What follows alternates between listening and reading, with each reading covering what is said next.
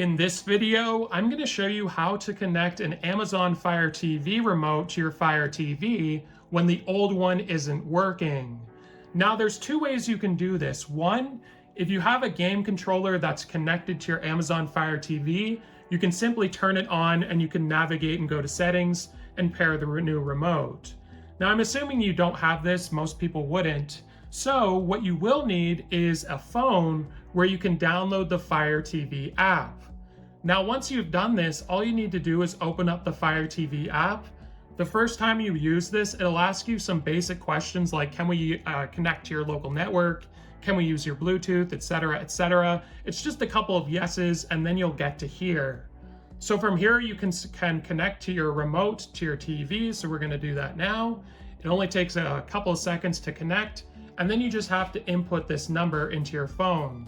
So 4892, and now we are connected to the TV, and we can use this phone as a remote. So let's now scroll over to settings. From here, we're going to go down, and we're going to go to remotes and Bluetooth devices. Let's press select. Then we're going to go to Alexa voice remote. So let's select this one. And then you just want to scroll down and go to add new remote. Now it's just a matter of selecting to add a new remote. And then you want to grab your new Amazon Fire TV remote, and then just simply press the home button and hold it for about 10 seconds. And this will connect to your TV.